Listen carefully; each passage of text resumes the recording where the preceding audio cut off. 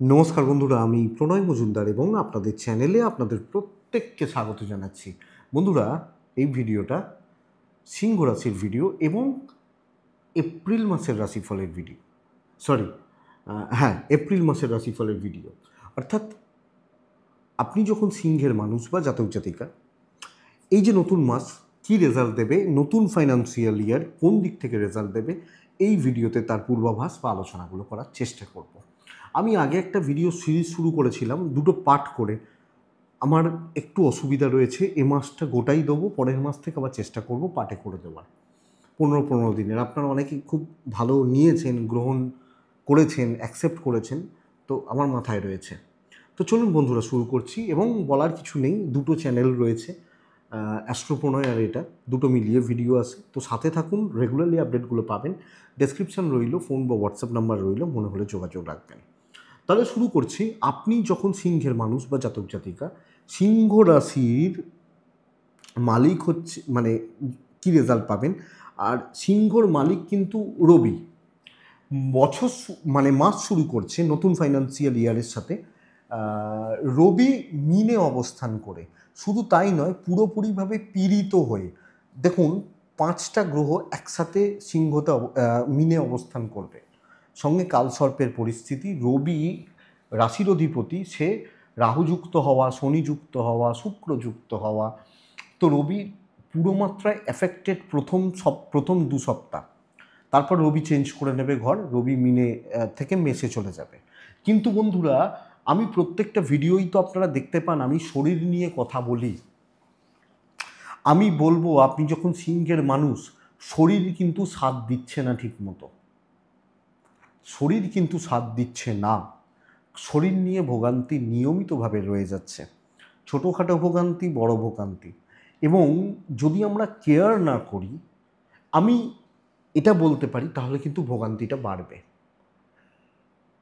তো আপনি সিংহের মানুষ হলে এটুকু নিশ্চিত, গুরুজনদের শরীর হয়তো কিছুটা ভালো থাকবে, বাট আপনার যখন প্রেগনেন্সি চলছে, গর্ভাবস্থা চলছে, সন্তান সম্ভবা বা এরকম কোনো ব্যাপার, আপনি নর্মাল একজন মানুষ, শরীরের দিক বা জায়গা লক্ষ্য রাখুন। অবশ্যই ডাক্তারবাবুদের সাথে কনসাল্ট করবেন, কোনো সমস্যা, কোনো অসুবিধা, কোনো রকম প্রবলেম চললে।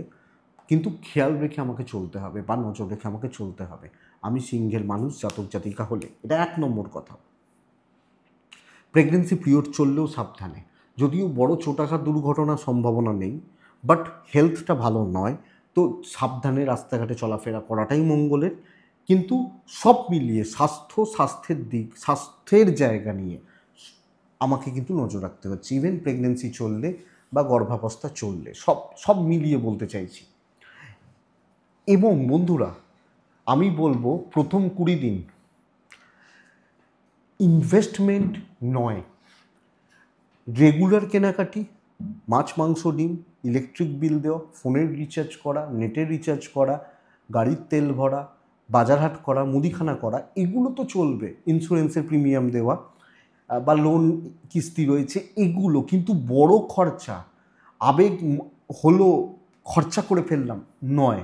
যাদের যাদের ট্যুর অ্যান্ড ট্রাভেলের ব্যাপার রয়েছে, সেটা ধরুন প্ল্যান করা রয়েছে, হয়তো আমি মাসের 10 তারিখে পুরী বেরিয়ে যাচ্ছি, এই রকম ব্যাপারগুলো চলতে পারে মেবি। ট্যুর অ্যান্ড ট্রাভেল নিয়ে কোনো প্রবলেম নেই, ঘোরা বেড়ানোতে কোনো অসুবিধা নেই। কিন্তু ইনভেস্ট এবং টাকার চাপ আসবে আসবে। ফাইন্যান্সিয়াল দিক খুব একটা ভালো নয়, এবং কোনো না কোনোভাবে আমি অর্থনৈতিকভাবে একটু গোলযোগের মধ্যে রয়েছি, প্রবলেমের মধ্যে রয়েছি, বা ফাইন্যান্সিয়াল দিক কিন্তু আমাকে প্রেসারে রাখছে। ফ্র্যাঙ্কলি স্পিকিং, 1 টাকার জায়গায় 2 টাকা, মানি ব্যাগ ফাঁকা হবে, পকেট ফাঁকা হবে বলতে পারি। তো আপনি সিংহের মানুষ হলে টাকার ব্যাপারে সাবধান।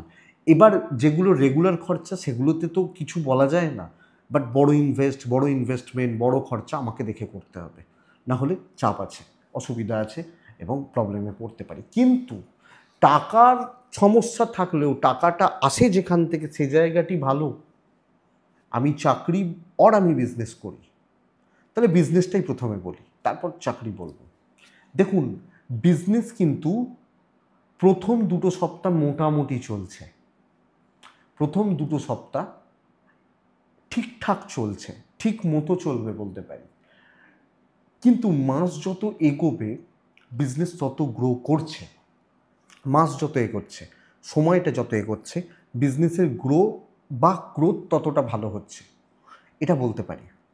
তাহলে দু তিনটে টাইপ দেখি। যদি এক হচ্ছে মহাজন, সাপোর্ট পাবো প্রথম দিকে, মাসের প্রথমে কাস্টমার না থাকলেও যত সময় এগোবে, বৈশাখ মাস ঢুকবে, বিজনেস এগিয়ে যাবে, অসুবিধা নেই, ক্যাশ রোল হবে এবং ক্যাশ ফ্লোটা বাড়বে। কিন্তু ক্যাশটা ধরে রাখুন, ঠিকমতো মহাজনদের পেমেন্ট করুন, ঠিকঠাক মতো যেভাবে ব্যবসা চালাতে হয় চালান, ব্যবসা উঠছে, নাম আছে, ঠিকঠাক। এবং যারা নতুন কাউন্টার করছেন, নতুন শুরু করছেন, নতুন ব্যবসা করছেন, এরকম ব্যাপার যাদের রয়েছে, এক্সপেক্টেড তারা কিন্তু ভালো রেজাল্ট পাবেন, ভালো ফল পাবেন, অসুবিধা নেই।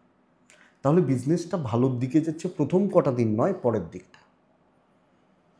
একটু ওয়েট করে যান, একটু দাঁড়িয়ে যান, হবে। কিন্তু বিজনেসের থেকে কয়েক গুণ বেটার হবে চাকরি, নিশ্চিত থাকুন হবে। বিশেষত যারা চাকরি পরিবর্তন করতে চান, একান্তই আপনার রাশিচক্র যদি খুব খারাপ না হয়, দশা অন্তর্দশাগুলো যদি খুব খারাপ না চলে, আমি নিশ্চিত আপনার চাকরিতে উন্নতি রয়েছে।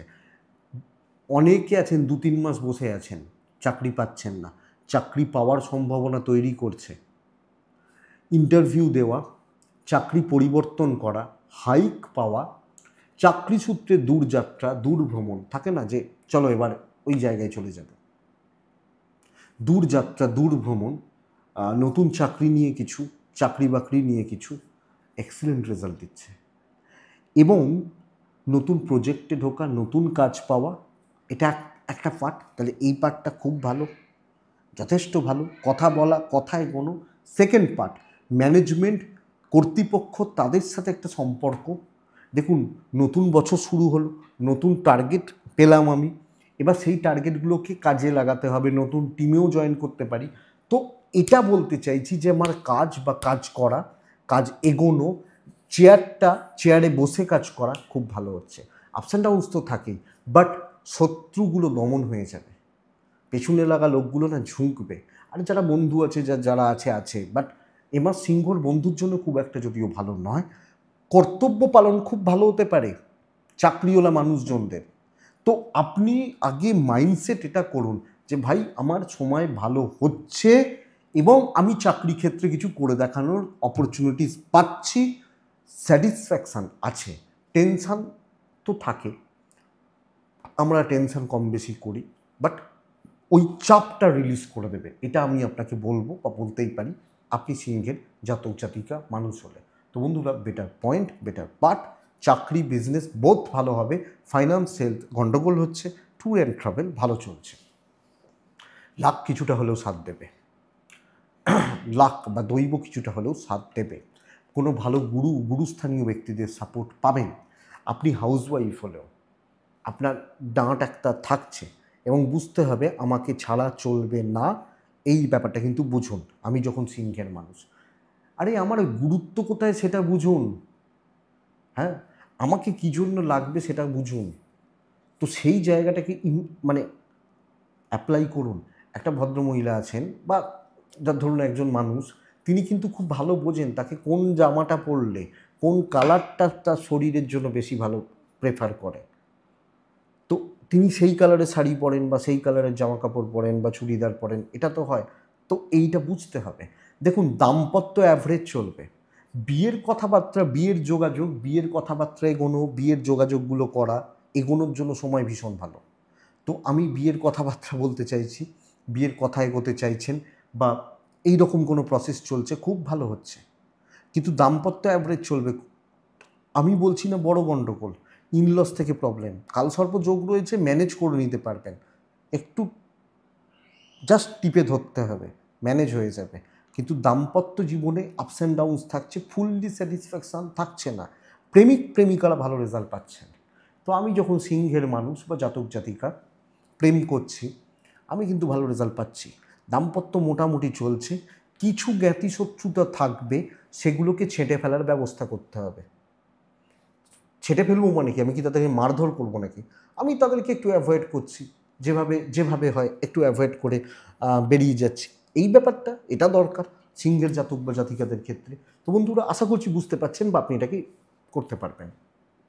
দাম্পত্য একটু দেখতে হবে, দাম্পত্য যেন তেতো না হয়, তেতোটা কিন্তু বেড়ে যেতে পারে। সন্তান সুখ খুব ভালো, সন্তানের সাথে সম্পর্ক, আমি বলছি প্রেগনেন্সি পিরিয়ড হলে সাবধান থাকবেন শরীরের ব্যাপারে। কিন্তু ধরুন আপনার ছেলের বয়স 10 বছর, আপনার মেয়ের বয়স 15 বছর, আপনার ছেলের বয়স 30 বছর, এই যে ব্যাপারগুলো সন্তানের জায়গা, আপনার সাথে আপনার সন্তানের রিলেশনশিপ বা বন্ডিং ভালো, এবং এটা ভালো চলছে, ভালো চলবে, এক্সপেক্ট করব এটা। তো সন্তান নিয়ে প্রবলেম নেই, সন্তানের শরীর স্বাস্থ্য নিয়েও খুব বেশি প্রবলেম নেই, এবং বাচ্চাগুলো বদমাইশি করতে পারে, মেজর কোনো ক্রাইসিস নেই। বাট যাদের লিগাল চলছে, বড় কোনো ইনভেস্টমেন্ট করতে যাচ্ছেন এবং লিগাল রিলেটেড কোনো ইস্যু রয়েছে, তাদের ক্ষেত্রে কিন্তু চাপ আছে।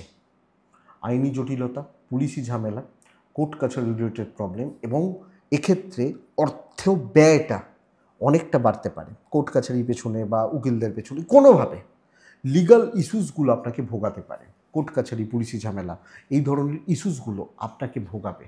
আপনি নজর রেখে চলবেন আপনি যখন সিংহের মানুষ জাতক জাতিকা হচ্ছেন। ভাড়া বাড়ি, ভাড়াটিয়া চেঞ্জ করা কিন্তু সময় নয়। প্রেম ভালো, দাঁড়িয়ে যাওয়ার সময় অন্তত 15-18 তারিখ পর্যন্ত, তারপর থেকে আস্তে আস্তে মুভ করা যায়। আগে রবির ট্রানজিটটা যতক্ষণ না হচ্ছে, সিংহকে আমি কোনো স্টেপ নিতে বারণ করব, এটা ব্যাপার। তাহলে দেখুন সবকটা দিককেই ছুতে ছুতে এলাম। হাউসওয়াইফদের কোনো চাপ নেই, শরীর, পয়সা, চাকরি, বিজনেস, বেড়ানো, ঘোরা,